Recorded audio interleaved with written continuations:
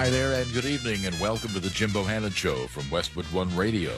We're at 1-866-50-JIMBO, 1-866-505-4626. Online, you'll find us at jimbohannonshow.com. You can follow me on Twitter at Jimbo Talks.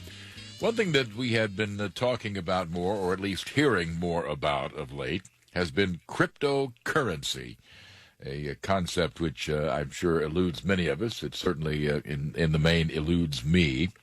But we've been hearing more about it as the conflict in Ukraine escalates. And so to sort of lead us by the hand, Daniel Baines joins us, the president of commercial technology in Exeter's New York office. Good evening, Mr. Baines.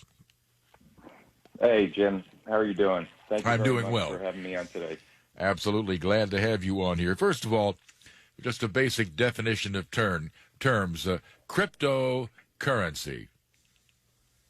Sure, yeah. A cryptocurrency is a digital or virtual currency that is secured by cryptography, which basically makes it impossible to counterfeit.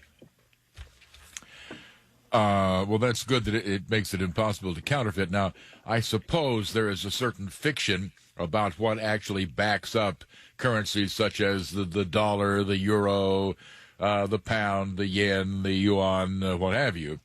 But nonetheless, there are nation states there which presumably back those currencies. I'm not sure who these people are behind these cryptocurrencies, but when somebody hands me something in Bitcoin and tells me it's worth so many $1,000, why should I believe that? I don't know who these people are. It's a good point. So this was generated by the private industry, and really the value that we're attributing to cryptocurrencies is driven by us, right? And so it's only worth anything if we say it is. And so today, for example, the market is saying that Bitcoin is worth $38,000. And so that is just the market price for that specific cryptocurrency today. But again, that's driven by us. It's driven by society. Well, there's a manhole cover not far from my home, and I say it's worth $50,000. Want to buy it? Not me personally, but there might be someone out there that does, and there you go. But I mean, that raises a very good point. Obviously, the inherent worth of that manhole cover is minimal. If you melted it down, I guess you're talking about steel, so there's some intrinsic worth to that thing. But certainly it ain't $50,000. And again, just because I tell you, people would rightfully say, and who the hell are you, Jim Bohannon? Oh, well, I'm a talk show host. You know anything about finance? No. You know anything about cryptocurrencies? No.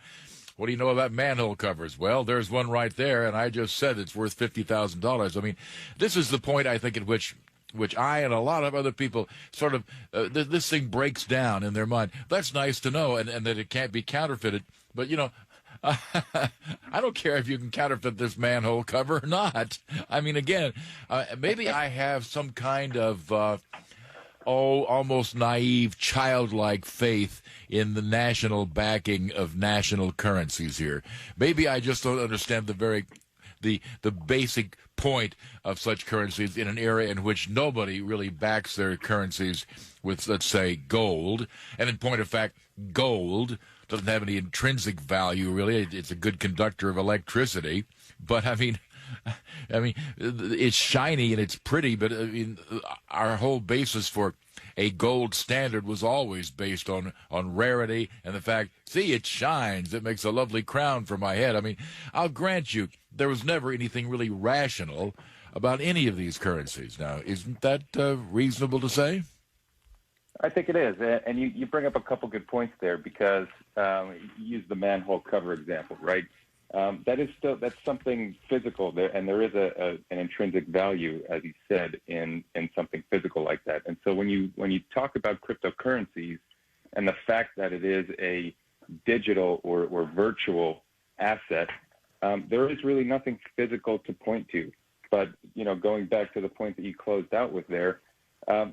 It's kind of the same thing with currencies today, whether it's the U.S. dollar or the Chinese yuan or whatever it may be. which used to be backed by a physical good, but really that's no longer the case. And so going back to the original point here, cryptocurrencies are really only worth what we assign as a value to that asset.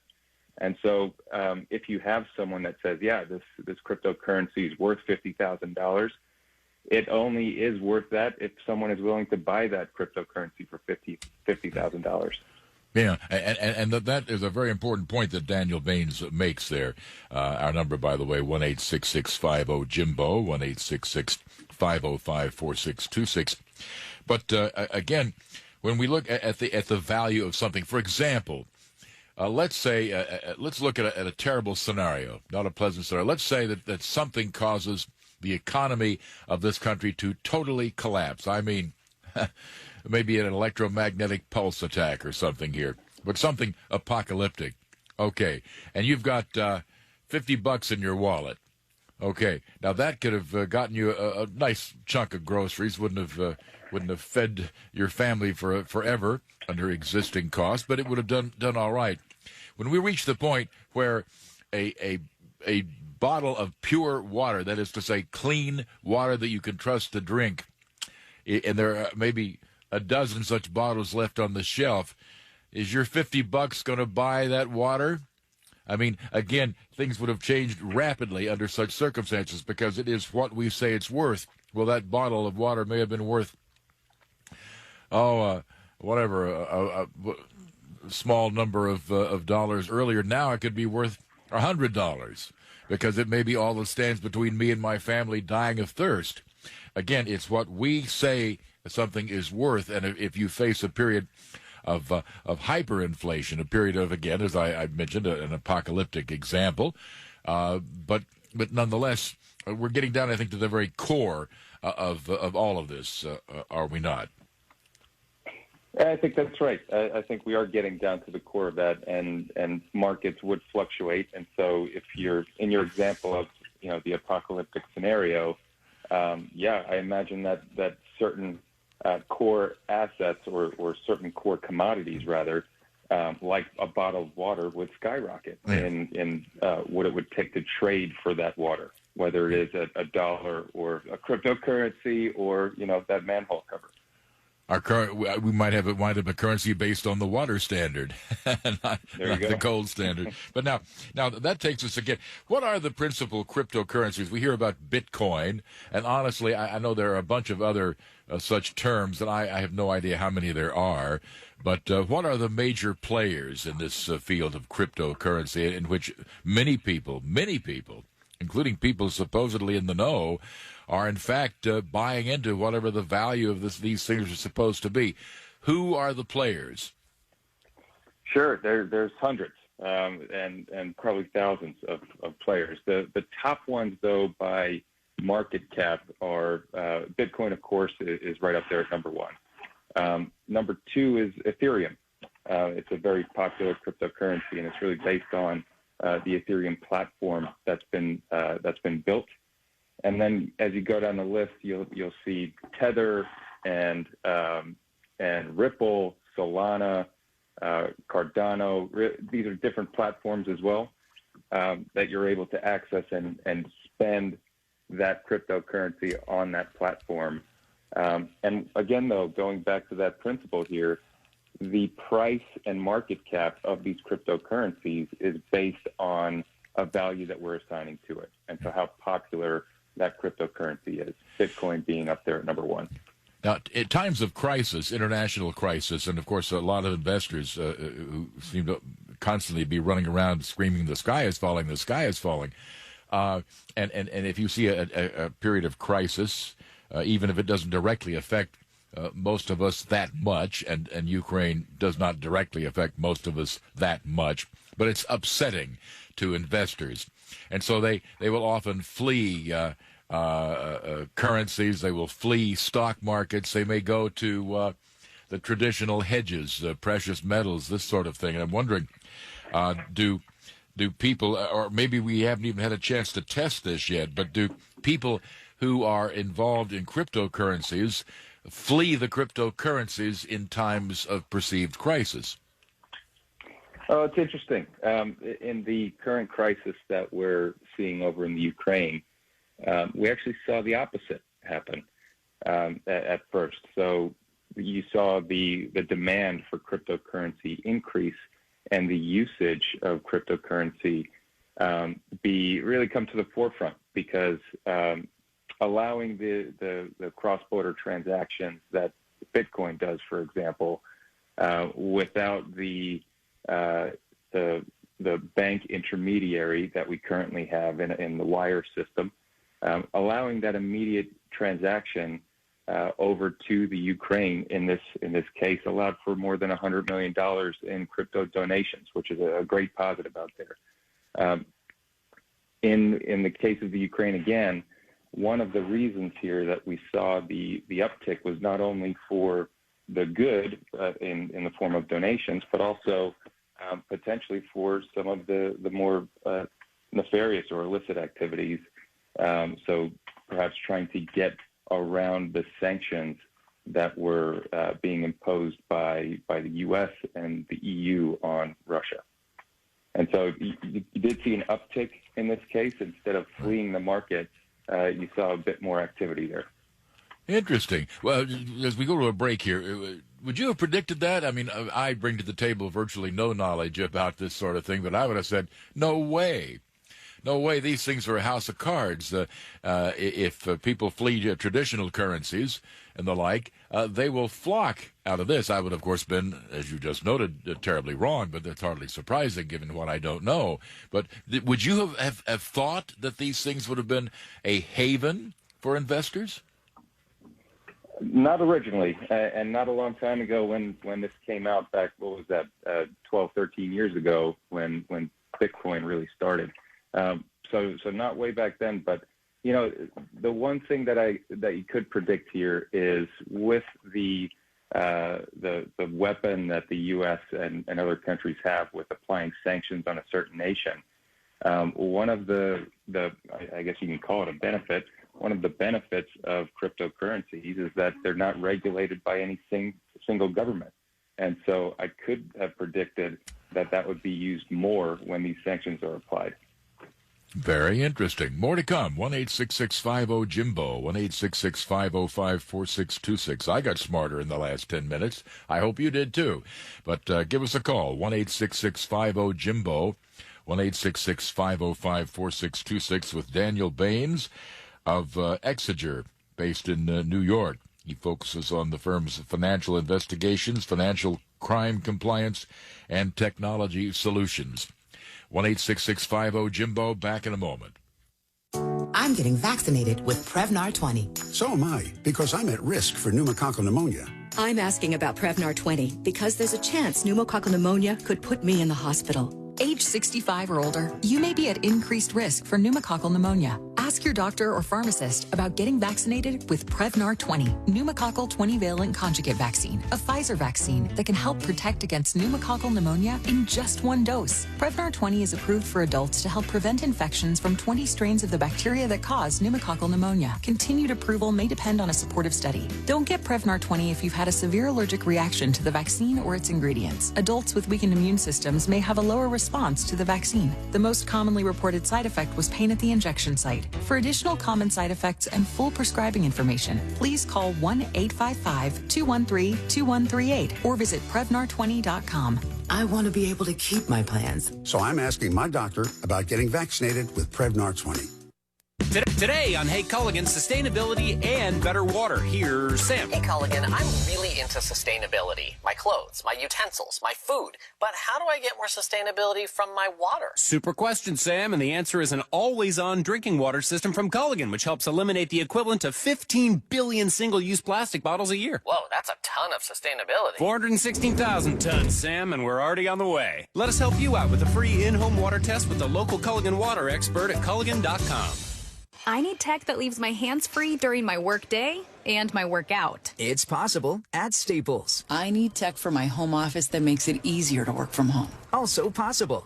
Because your local Staples store has the innovative tech and tools you need to take on the future of work, all at great prices. And right now, Apple AirPods Pro are only $199, a savings of $50. Explore what's new right now at Staples, the working and learning store. Ends 3/12, limit 2 while supplies last. Research shows that people remember radio ads with a booming voice that emphasizes all the main points. So to help you remember that Liberty Mutual Insurance Company customizes your home insurance so you only pay for what you need. That part is super important. Here's one with a booming voice. I'm emphasizing everything. Liberty Mutual customizes your home insurance. Like a page with every word highlighted. Only pay for what you need at libertymutual.com. Liberty, liberty, liberty, liberty. Liberty, liberty, liberty, liberty.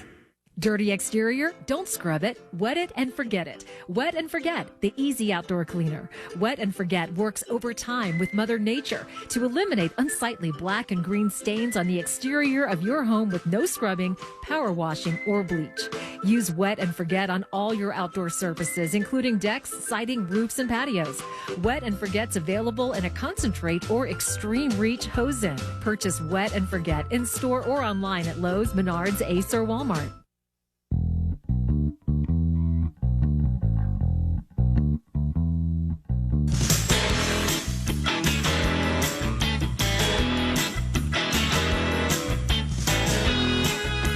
Back to the Jim Bohannon Show at 1-866-50-JIMBO, 1-866-505-4626. Our guest, Daniel Baines, is president of commercial technology in Exiger's New York office. What exactly is the firm Exiger, E-X-I-G-E-R? Yeah, so Exiger is a risk management firm with a mission to make the world a safer place to do business through the use of our technology. And so our technology is really an automation tool to help companies understand risk by doing due diligence. All right, very good. Here's a call from Kevin in Burlingame, California. Good evening. Good evening. Thank you for taking my call. Uh-huh. I have some comments about cryptocurrency and the money supply and some of the issues. Now, I've been programming for 20 years. I was doing some Bitcoin mining when it first came out, and also got a master's degree in finance. And I realized that once I understood what the money supply was all about governments printing money and being able to back up the flow of transactions with the law, because, governments have a monopoly on violence within their jurisdiction. And this is one of the reasons the U.S. dollar has been so prominent over the past 60 years, because we're a country of laws. That's why the oligarchs take their money from Europe or out of Russia and put it in the West. And that's the big problem with cryptocurrency, is that there is no arbiter of fraud, right? And a lot of the transactions are non-reversible and sometimes anonymous. And so essentially, without the ability to have a government back up the reduction of fraud, you end up with a society that's almost like anarchy. But I wanted to share that with you. Well, yeah, and I'd like our guest to respond. Sure. Yeah, it's an interesting point. And, I did start off the call with the definition there and specifically highlighted the counterfeit point because cryptocurrency does sometimes get a bad rap in that it is perceived to be used for fraudulent purposes only or largely, right? That it's come a long way since the Silk Road, though, and there's actually a good amount of benefits around the fraud point that you're mentioning that cryptocurrency provides. Is it a favorite of people who want to launder money?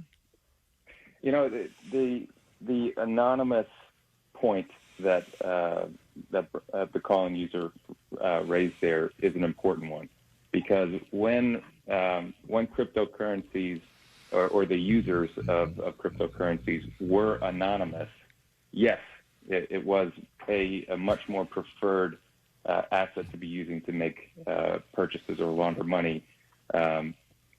And now the industry has come a long way to make sure that a proper due diligence is conducted on the customers that are using cryptocurrencies. So that has significantly cut down the amount of capability to launder money that was there before. What about the non-reversible part? I mean, once you make, a cryptocurrency transaction, you're stuck with that? I mean, you can't turn around and sell it elsewhere? I'm not sure what that means. So, yeah, non-reversible. So cryptocurrencies are logged on a decentralized network. So it's a blockchain network. And once a transaction goes through, it's correct that transaction is posted publicly on the blockchain network, and is therefore not going to be able to be reversed. Now, you could, of course, transact once again to reverse that transaction. So let's say, Jim, you sold me that manhole cover. I gave you a Bitcoin, and then it turns out that you want it back. I can then you give me back the Bitcoin, and I give you back the manhole cover. So it is reversible in that sense. If you have a brand new transaction, you can reverse the previous transaction. Correct, but it is posted to the public ledger, and it is permanent once that transaction goes through. Okay, very good. All right, 1-866-50-JIMBO, our number, 1-866-505-4626. We'll get the calls after the break here, but just very briefly here, how do the drug cartels feel about cryptocurrency? They felt much better about it a few years ago.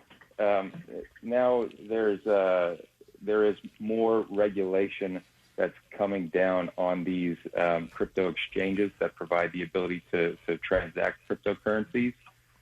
There is still the ability to circumvent the controls that are in place by having what's called a cold wallet. So it wouldn't be on an exchange; it would be kept actually off of the internet completely.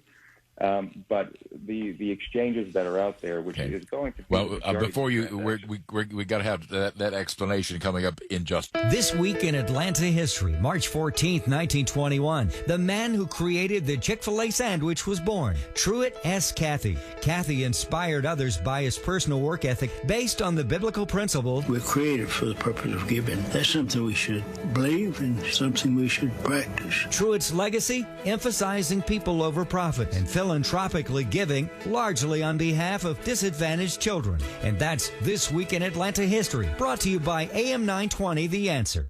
Everything is up for grabs, and the stakes are your future and your children's safety and prosperity. America First with Sebastian Gorka. Weekdays at 3 p.m. on AM 920, The Answer. Real news, real facts. On AM 920, The Answer. With SRN News, I'm Ron DeRockstra. By a 68-31 vote, the Senate this evening gave its approval to a $13.6 billion emergency package of military and humanitarian aid for besieged Ukraine and its European allies. The money, part of a $1.5 trillion government-wide spending bill.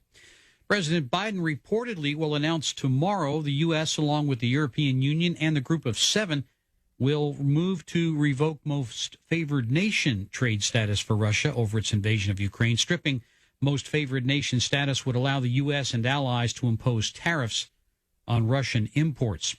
Saudi Arabia says it rescued 2 young American women in Yemen in a joint special operation mission with the United States.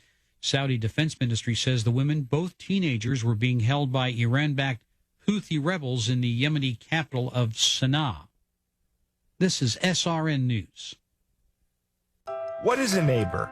This is Greg Trzynski. At the Original Mattress Factory, we believe a neighbor is more than just someone who lives nearby. A good neighbor treats you with honesty and respect and works with you to build a better community. At OMF, you can expect to be treated like a neighbor.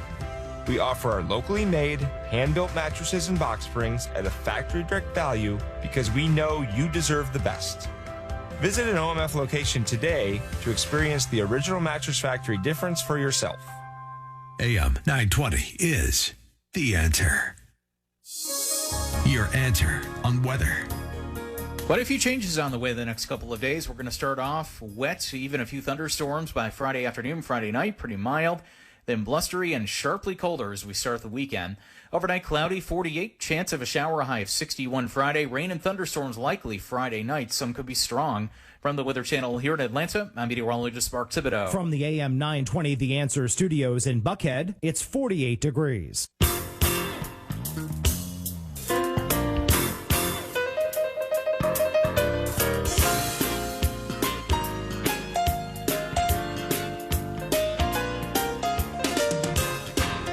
Welcome back to the Jim Bohannon Show at 1-866-50-JIMBO, 1-866-505-4626. We've had no takers for my $50,000 manhole cover, so I'm going to give you a reduced price of $42.5. But in the meantime, we'll continue our discussion with our guest, Daniel Baines, who actually brings some intelligence and knowledge to this discussion, the president of commercial technology in the Exeter, New York office. And a call from Dawn in Jamestown, New York. Hello, Dawn. Jimbo, your manhole cover, you know what? I'd rather go buy the manhole cover for $50. It just seems like a big, giant scheme doing this. Somebody's getting rich off of doing that. Yeah, well, it's a lovely manhole cover, but anyway, to the important stuff at hand here, what do you have for our guest? I just want to know, is this like the rich get richer by doing the money, like a pyramid thing? All right. Is there anything shady about the inherent concept here, the pyramid schemes and other types of scams? I'm sure that for those who are not familiar with the concept and some of the digital underpinnings of it at all, and that would include me, you have to wonder that. I don't know that we have any actual basis for saying that, but we wonder, is this because I think there is this inherent distrust of people with money who play games with money. Maybe unfair, Daniel, but I think it's out there. Well, you're right. And there are big risks in the cryptocurrency space with scammers. If you would have heard of the something called an ICO, it's an initial coin offering, more than 2,000 of those have failed over the past few years by way of a scam or just complete abandonment of a project. And it's compared to the likes of the internet bubble, right? So when internet stocks came out, you basically go out with an idea that gets funded, and then you take the money and run. And that has happened in the cryptocurrency market a decent amount. Is there any kind of regulation that applies to cryptocurrencies? You note that these are international, they transcend national boundaries, but I mean, is there anything like a consortium of major economic powers or the World Trade Organization or somebody? There are international financial institutions. Is anybody trying to get a handle on these things? Yes. Yeah, absolutely. So not only are there partnerships across the nations, but there's also partnerships in the industry itself that are trying to do more and do better to make sure that they're protecting the consumer. And just by way of example, there is an 18-member travel rule universal solution technology initiative. The acronym there is TRUST. For 18 virtual asset service providers that are looking to proactively basically regulate themselves and make sure that they are delivering a safe asset for their consumers. Is this a fox in the hen house kind of thing, or do they seem to be serious? It is not. They're following what the financial services firms do as well. Okay. Which is basically getting their due diligence and knowing who is transacting so that you don't have those drug cartels and so forth. Gotcha. All right. Mick in Akron, Ohio next. Hello, Mick. To me, so with all the talk of getting rid of like cash and moving to a digital currency and cryptocurrency hype, I'm concerned that this could be a national security issue. Like, what happens if the internet goes out? I mean, nobody's going to be able to do any transactions. I was just wondering what your guys' thoughts are on that. That's a very interesting thought. Of course, there are no Bitcoin bills that you can stick in your wallet, are there, Mr. Baines? There's no bills, but there are those cold wallets, right? So it looks a little bit different than a dollar does. It looks more like a USB, and so you would hypothetically be able to transact still in those. Now, as a national security risk, it's an interesting point. That's something that President Biden brought up in his executive order that he just signed yesterday as one of the things to investigate further before taking any action. We hear talk about national digital currencies or talk about a cashless society. Is that directly related to what we're talking about? It certainly is. Yeah. So as part of that same executive order signed yesterday, the introduction of the idea of a national cryptocurrency was brought up and action to be taken to see how feasible it would be to put one of those in place in the United States. Okay. BK in Brentwood, California for Daniel Baines. Good evening. Hey, good evening, Jimbo. And what's on your mind tonight, Daniel? Or BK, pardon me. Yeah, it's very firstly, congratulations. It's a very, very knowledgeable and informational show. So thank you so much for that. And secondly, with the cryptocurrency, I always have a thought in my mind, like, since this currency fluctuates really, really lot, how it could become like a popular and mean of this transaction, while if after some time, one side of trader, like the counterparty, have to suffer a loss because of that fluctuation, and there is no backed by any kind of government or anything, how it could become such a fancy and such a pricey thing. All right. Go ahead, Daniel. Sure. Yeah. So the benefits there that made it become adopted so quickly are the lower fees and the availability of those cross-border type transactions. And so, yes, it's fluctuating heavily, right? It's a volatile asset right now because of the popularity that it's been gaining. But the benefits there are not only the cross-border transactions, but the way that the distributed ledger operates to be able to record these transactions, right? It's basically cutting out the middleman, with the middleman being the bank. Mm-hmm. More to come, more calls, 1-866-50-JIMBO, and we'll be back in just a moment. Liberty Mutual Insurance Company presents and Doug. Check it out, Limu, a roadside carnival. Step right up, folks. Test your strength. Come see the fire-breathing baby. Let's fan out and tell people that Liberty Mutual customizes your car insurance so you only pay for what you need. Look, an emu wearing sunglasses. Limu, you're famous. Only pay for what you need. Liberty, liberty, liberty, liberty. If you have ever thought about remodeling your bathroom but were worried it would take too long or cost too much, then stop worrying. Right now, Jacuzzi Bath Remodel has designed a collection of high-quality custom products and perfected the one-day remodeling experience so you can enjoy your new bathroom faster than ever before. It's a worry-free bath remodel from the most trusted brand name in the business, Jacuzzi. For a virtual or in-home appointment, call 800-826-9895. That's 800-826-9895. 800-826-9895.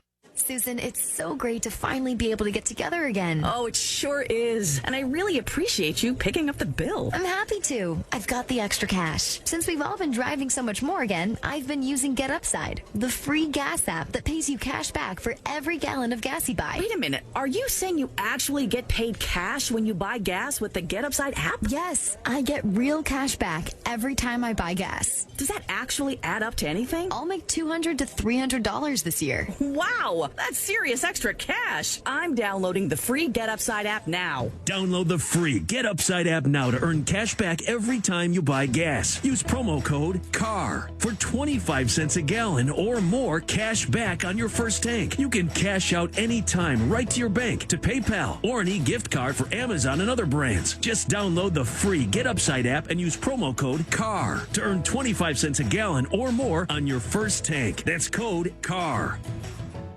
BrightPath is the highest rated lender in Georgia. BrightPath has a 4.9 rating out of 5 with over 300 reviews. They don't charge lending fees or origination fees. BrightPath is local. Unlike the guys that are not local, BrightPath doesn't charge you any lender fees. Save thousands. Get an experienced loan officer who has been in the business for over a decade.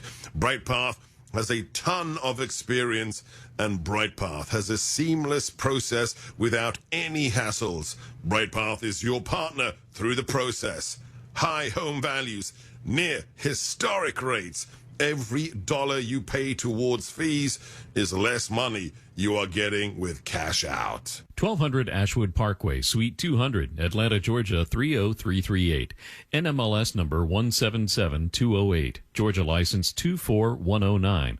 NMLSconsumeraccess.org. 32.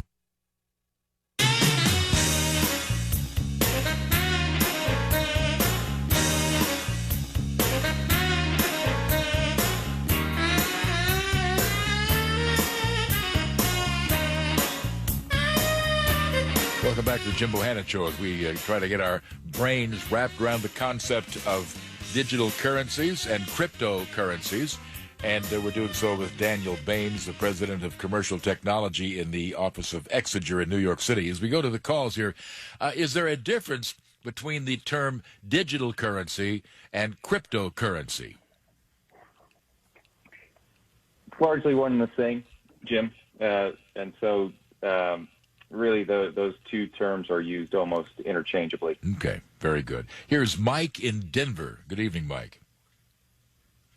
Thank you for taking my call, and Mr. Baines, thank you for being here as well. So interesting story that broke out this week. Two people in New York State allegedly defrauded more than $124 million from nearly 20,000 investors from a new form of crypto called Ormeus coin. And where the alleged fraud came in is when they claimed this whole cryptocurrency operation was backed by a $250 million digital mining operation. Now, the only problem was that the mining operation did not exist. So the problem here is, as you said, that fraud in this industry is existing. It's going to continue to exist. So my question would be, when it comes to the digital mining aspect of this, how do you think specifically digital mining operations can be verified in the future so this type of thing doesn't happen again? Yeah, and I would have to add a caveat to that. I'm not sure what digital mining is. It reminds me of some people with little rail cars underground looking for ones and zeros everywhere. But again, you tell us, Daniel. Yeah, no, it's a good question. So digital mining is the process of basically solving complex mathematical problems in order to post transactions to the blockchain. And with that, you get a small amount of cryptocurrency for your efforts, right? Now, in this case, this came out a couple days ago, and the SEC is prosecuting the case. You're right. There was nothing to back up the statements that were made, and it was entirely a fraud. Again, that goes back to really the age of the internet stocks, right? When they first came out, early days, it was those statements to say, yes, we have this idea, yes, we have this asset, but you have to verify it. And so going forward, investors should be aware that those types of due diligence activities to verify that what a company's saying is true should be conducted before making any significant investment. All right.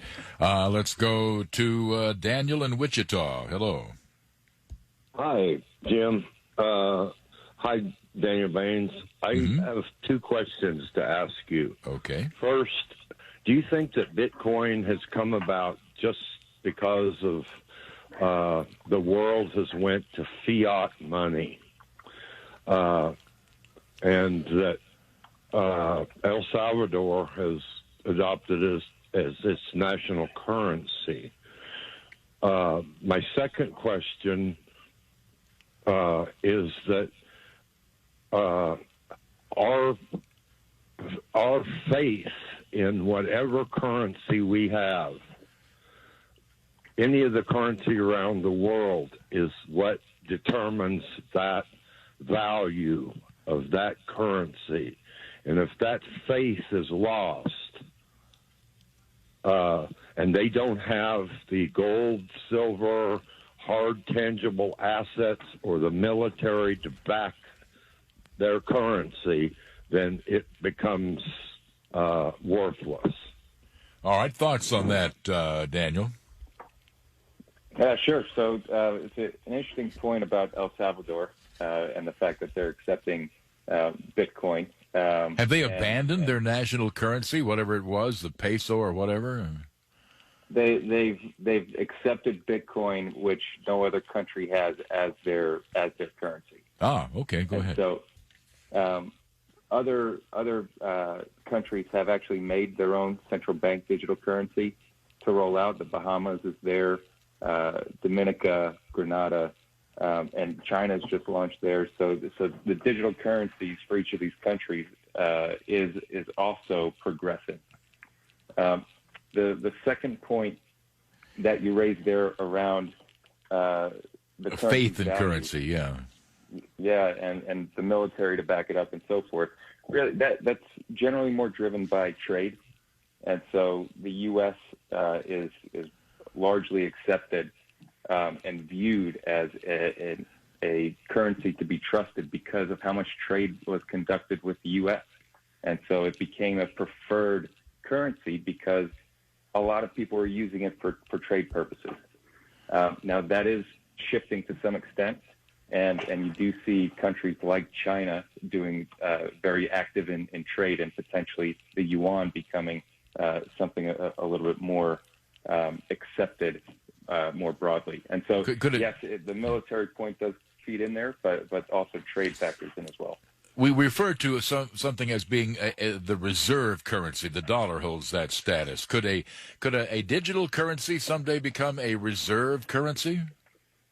It's an interesting point. I think it could be eventually, and that's right. The U.S. dollar is the reserve currency today. That could potentially shift as well, perhaps to another country or a country's currency or a digital currency. All right. Robert in Charleston, South Carolina, good evening. I just wanted to say that, being a little older and not being familiar with the electronic currencies, I would be a little worried about what could happen. One minute you have millions, the next minute you have nothing, literally. And but with stamps, on letters, in other words, covers is what they call them. They have a certain value that unless the letter gets burned or something like that, it'll always have. There's very, very little chance that it'll ever go down to zero anywhere near it.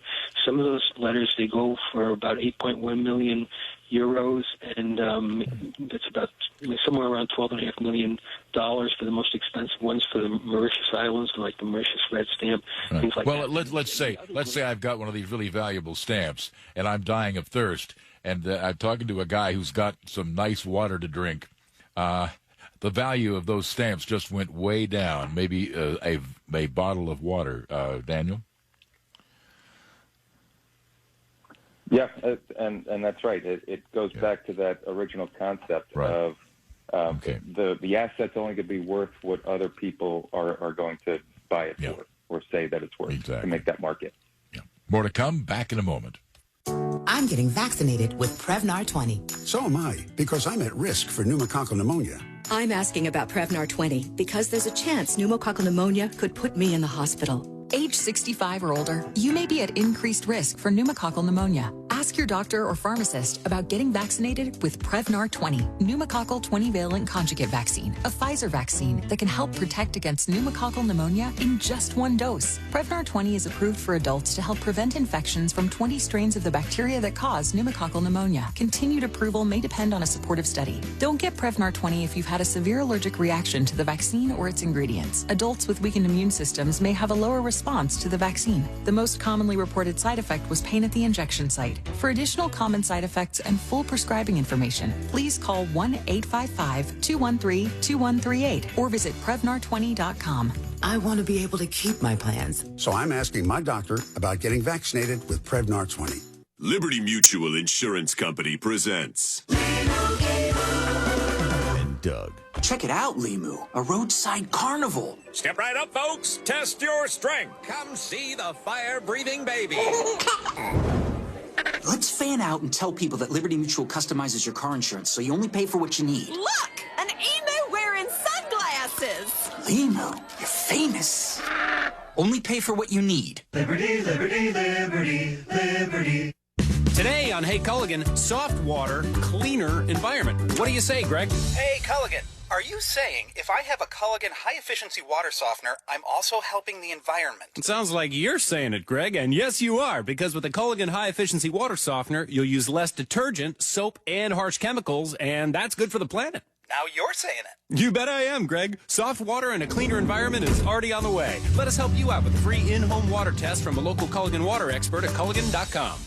Who can you trust in big media? A recent study finds Americans don't trust big media, and 65% of Republicans don't trust them at all. Now, Newsmax has become a trusted source for millions. They go to Newsmax.com for breaking news and watch Newsmax TV for the latest from Washington, New York, Hollywood, and the world. Download the free Newsmax app on your smartphone and watch it anytime, anywhere. Nielsen recently reported that almost 7 million cable viewers watch Newsmax, but not Fox News. Americans really are making the switch to Newsmax. Start every day with Wake Up America and Rob Finnerty. And watch the Newsmax team at night with Eric Bowling, Sean Spicer and Lindsey Keith, Greg Kelly, Stinchfield, Jen Pellegrino, Rob Schmidt, and more. Every weekend, tune in for Huckabee, Diamond and Silk, Dick Morris, Wendy Bell, and more. Already 20 million made the switch and watch Newsmax all the time. Try it. You may never go back.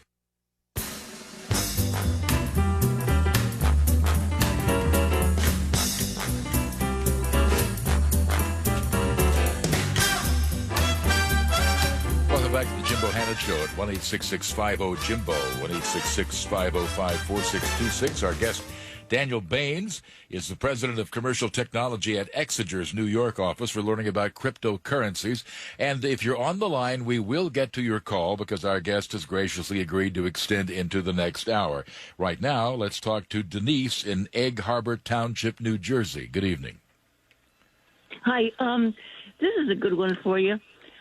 Every day I stop in for a cup of coffee at a little donut shop, and I noticed a couple of days ago that next to the ATM was a device that looked like an ATM, but it said Bitcoin. I was wondering, when I asked the guy, how does this work? And he says, nobody knows.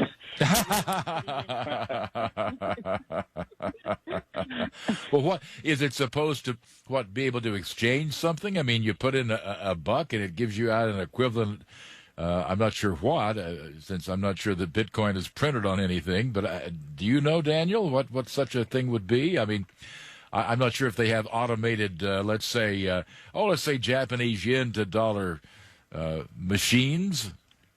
I saw one of those machines a long time ago. I didn't use it myself, so I'm not sure what comes out of it. I imagine it would be some kind of a cold wallet. And yes, I would imagine that it is an exchange. So put in your, $10 or whatever it may be, and you get the equivalent amount in Bitcoin. Yeah, but of course, that value changes every second, does it not? That's correct. It does fluctuate a pretty good amount. So if I'd gotten that little slip of paper at the beginning of this hour, what's printed on that piece of paper no longer reflects reality. Well, you'll be holding that asset, and it will be appreciating or depreciating with the market. All right. Well, boy, let's go to Mike in Oxnard, California. Hello. Hello, Jim. More or less a question in regards to not necessarily the cryptocurrency, but the digital currency, the digital dollar. I'm concerned that maybe this is, Big Brother 2.0, where when the government doesn't agree with your points of view or your political points of view, that they could just shut off your money and say, this guy is, not saying things that are kosher to the political climate. What are your comments? What are your thoughts on that? All right. Is this a means by which government could have more leverage over our lives? Or are we reading too much into this, Daniel? Sure. Yeah, sure. So it's a good question. So I guess there's potential for it because there is the records are there, right? The records are public, and there's potentially access to be able to do that. But to be frank, they already have the ability to do that today. I wouldn't say for political reasons or anything like that, but they are able to freeze assets that the bank holds for certain individuals, and so that ability is there today. The way to avoid it, obviously, would be that cold wallet type of solution there, because it's completely removed from the internet. Yeah. Should there be more regulation, or does regulation interfere with the point of digital currency? There needs to be, and the industry wants it, to be honest. Something like the executive order that came out yesterday is a welcome message by the industry. It's proving that the cryptocurrency market is here to stay, and it's almost an acceptance. And so, yes, I think that regulation is required in order to progress cryptocurrency, and the industry would agree with that. All right. Now, again, if you're on the line, stay on, because our guest, Daniel Baines, will, in fact, be taking your calls after the break at the top of the hour. 1-866-50-JIMBO, 1-866-505-4626. We're learning more about digital currencies. And you may like them or dislike them, but don't ignore them, because they ain't going anywhere. More to come. I'm Jim Bohannon on Westwood One. History, tradition, excitement. Find it all at the Folds of Honor Quick Trip 500. The fans are on their feet, and we're ready to race in Atlanta. NASCAR's biggest names at Georgia's fastest track. Don't miss your chance to be part of history. Experience the new Atlanta Motor Speedway at the Folds of Honor Quick Trip 500 on March 20th. Tickets start at just $39. Call 877-9AMS-TICKS or visit AtlantaMotorspeedway.com. Hugh Hewitt. Is where they have a lot of manufacturing and shipping and more than 100 new cases. Mike Gallagher. The report doesn't claim that anything's illegal about it. The most intelligent names and talk here on Atlanta's conservative station. AM 920, The Answer. The AM 920, The Answer comment line. Here's something for people going to an upcoming Trump rally. Who's the leader of the club that wants to keep us free? DONALD-TRUMP, Donald Trump, Donald Trump. Forever let us wave our colors high. Come one, come all, and stand up tall and fight for liberty. DONALD-TRUMP. That may just bring a smile to President Trump and perhaps irritate the left. The AM 920, The Answer comment line. Now on HD Radio at 104.7 FM HD3. WFSH HD3, Athens, Atlanta. This is WGKA Atlanta, Atlanta's home for conservative talk. AM 920, The Answer. Breaking news this hour from townhall.com. I'm Ron DeRockstra. By a 68-31 vote, the Senate Thursday evening approved the $13.6 billion emergency package of military and humanitarian aid for Ukraine and its European allies, the money part of a $1.5 trillion government-wide spending bill.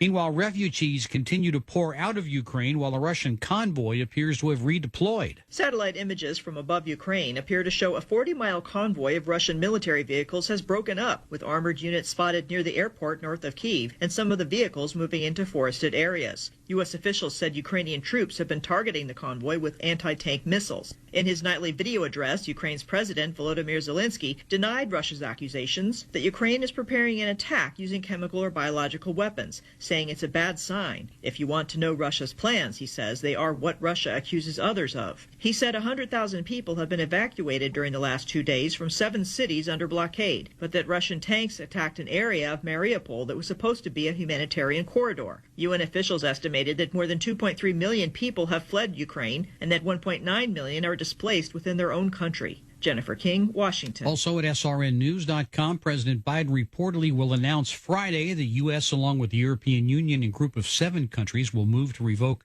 most favored nation trade status for Russia over its invasion. That would allow the U.S. and the allies to impose tariffs on Russian imports. After 99 days, the baseball lockout's over. Commissioner Rob Manfred says players will benefit from several pieces of the new contract. They talked about pay for young players. We had a historic increase in the minimum salary, whole new form of compensation in terms of the bonus pool. They were worried about service time manipulation. The first ever type of agreement on that issue, never done it before. Opening day, April 7th. More at townhall.com. The following is not an actor, but a real-life story from Trinity Debt Management. The credit card debt happened when my daughter was born. I was using one credit card account to roll over into another credit card account, and it was snowballing. If you're in debt and you need help, call Trinity at 1-800-990-6976. When I first called Trinity, the representative understood the need based on the situation. They were great people to work with. From the first phone call that I made, they had me on a track to mitigate the credit card debt. Trinity will consolidate your accounts into one easy-to-manage monthly payment, reduce your interest, and possibly improve your credit score. You'll save thousands. Working with Trinity gave me the ability to save thousands of dollars. My name's Doug, and thanks to Trinity, I'm debt-free for keeps. Call Trinity at 1-800-990-6976. That's 1-800-990-6976. Jussie Smollett's been sentenced in connection with his conviction and lying on staging his own hate crime. I'm innocent. A relatively stiff sentence and a temper tantrum ending the Jussie Smollett case. Cook County Judge James Lynn has sentenced the disgraced Empire actor to 180 days in jail, then 30 months probation. Must also pay $120,000 restitution for staging his own hate crime. After the decision, Smollett told the judge he was innocent, repeating some of the same claims he made on the stand, claims the judge dismissed as pure perjury. As the hearing ended, Smollett left in the custody of the sheriff, still declaring his innocence. I could have said that I was guilty a long time ago. I'm Oscar Wells Gabriel. Birthday's Thursday. TV journalist Sam Donaldson turned 88. Singer Bobby McFerrin still happy at 72. Movie director Jerry Zucker, Airplane, Ghost, 72 as well. News and analysis, townhall.com. Nestle USA plans to build a $675 million plant in Metro Phoenix. The plant will produce beverages, including oat milk coffee creamers. The company says the factory will eventually employ more than 350 people in the suburb of Glendale. It's slated to open in 2024. Nestle, which makes the Coffee Mate brand of creamers, is in the midst of an early $3 billion expansion of its U.S. production capacity. The plans for Arizona are fueled by a rapid rise in consumer demand for plant-based products. The project is eligible for up to $7 million in state tax subsidies if Nestle follows through on the commitment for 350 jobs. Keith Peters reporting. Goldman Sachs says it is closing its operations in Russia entirely, making it the first major Wall Street bank to do so since Russia invaded Ukraine 16 days ago. More stories at townhall.com. I'm Ron DeRockstra. Hi, friends. This is Katie Pavlich from townhall.com. The liberal media and big tech are working overtime to promote the left's anti-American agenda, to silence me and the reporters on our team at Town Hall. We must bring the truth to the American people, free from the spin of big media and the censorship of big tech companies. Town Hall covers the news that matters, exposing the COVID lies, the leftist rot and crime surge in our cities, the illegal alien crisis at our southern border, and all of Joe Biden's unconstitutional overreach, including the critical race theory attacks on our children and grandchildren by school boards working with the Department of Justice. Visit townhall.com each morning, afternoon, and night for the truth as my team investigates the Biden administration, their big media friends, and leftist activists. With your support, we can keep holding government bureaucrats and their allies in the media accountable. Visit townhall.com today to join the fight. The fight for our nation starts with townhall.com. Portions of the following program are pre-recorded. Your answer on weather. Quite a few changes on the way the next couple of days. We're going to start off wet, even a few thunderstorms by Friday afternoon, Friday night, pretty mild. Then blustery and sharply colder as we start the weekend. Overnight cloudy, 48, chance of a shower, a high of 61 Friday. Rain and thunderstorms likely Friday night. Some could be strong. From the Weather Channel here in Atlanta, I'm meteorologist Mark Thibodeau. From the AM 920 The Answer studios in Buckhead, it's 48 degrees. For freedom. We are born free and we will stay free. We are AM 920. The Answer.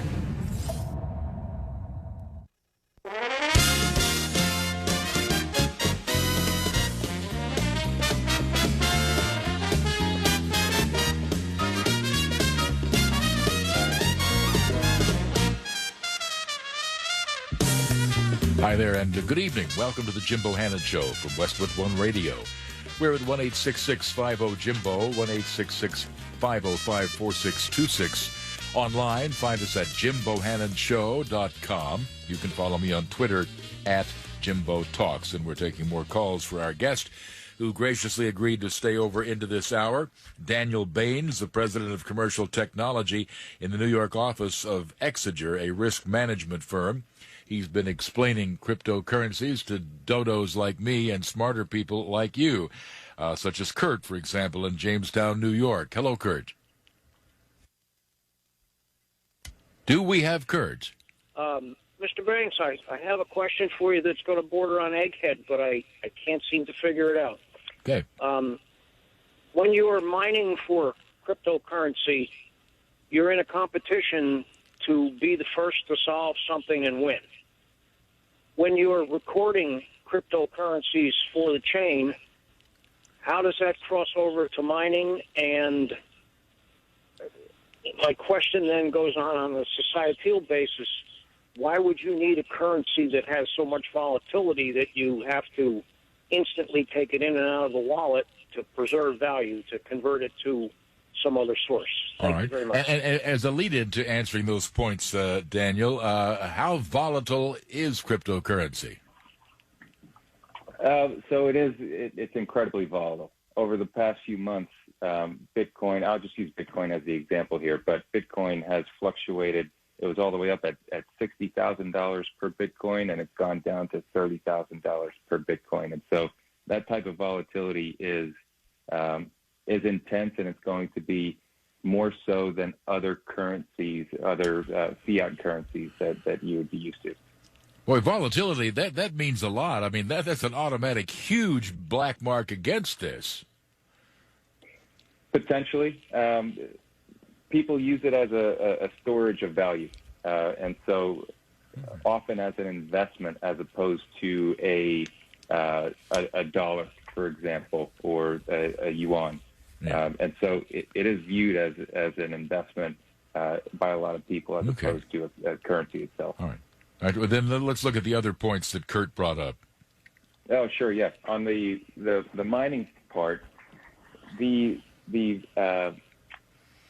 calculation that is solved, or the problem that's solved during the mining process, actually posts the transaction to the blockchain. So that is one and the same. The mining process, where you get that small amount of cryptocurrency for your effort to solve that calculation, is the mechanism that places that transaction or that block in the blockchain. All right. Let's go to Brady in Las Vegas. Hello. How you doing, gentlemen? We're fine, thank you. I got to ask you, what do you think about using a volcano to mine cryptocurrency like they're doing in El Salvador?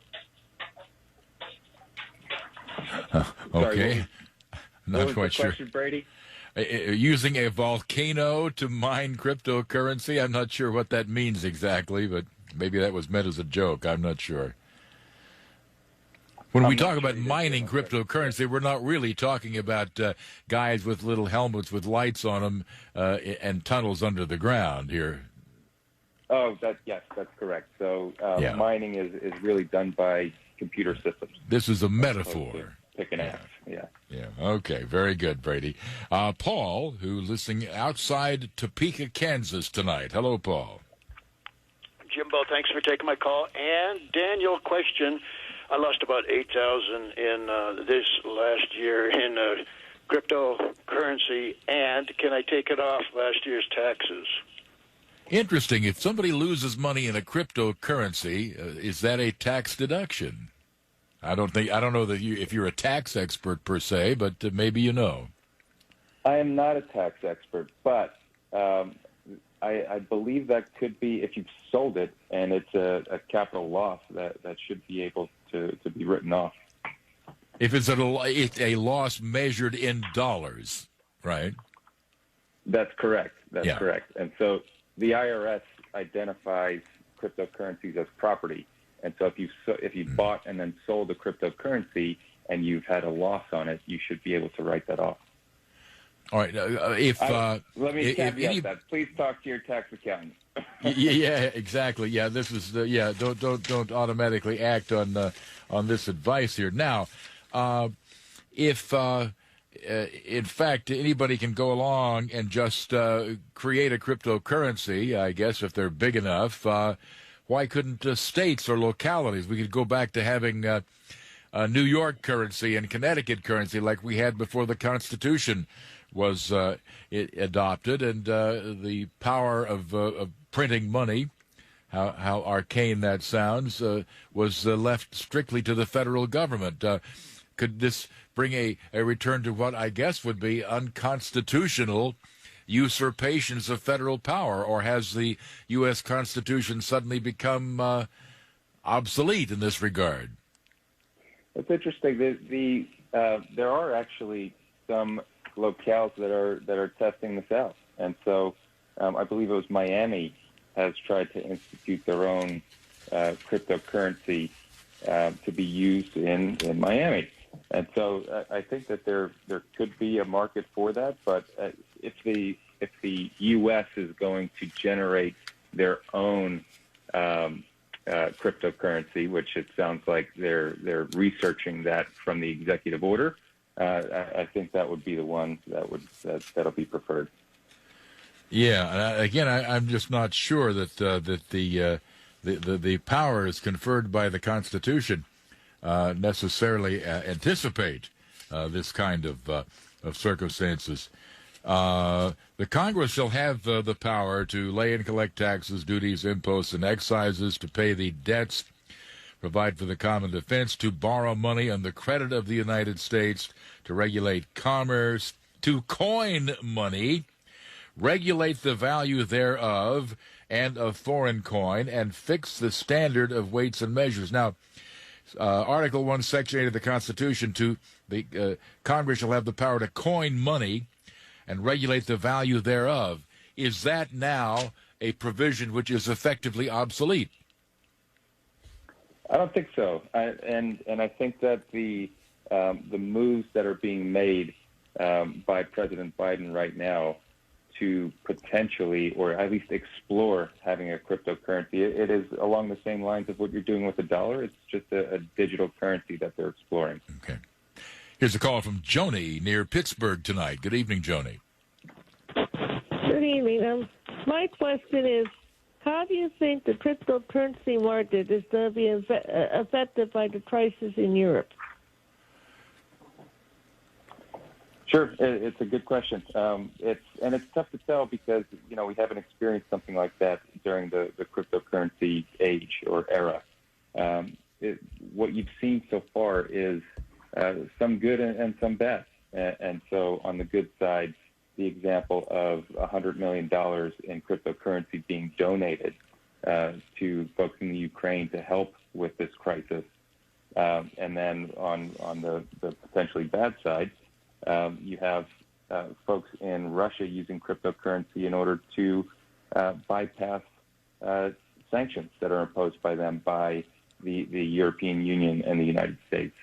And so the price is tough to say on my side. I don't really have a view on what's going to happen to the price of Bitcoin or something along those lines. But the use of cryptocurrency is interesting to me. All right. 1-866-50-JIMBO, our number. And by the way, thank you very much for being with us tonight. Let's go to Dave in Sarasota, Florida. Hi, Dave. Wow, that was fast. How you doing, Jim? Fine, thank you. I was thinking more of the technology of the blockchain itself as being a self-regulating ledger where the manipulation doesn't even exist in the currency in and of itself. What are your thoughts on that? And you might start with a quick definition of blockchain.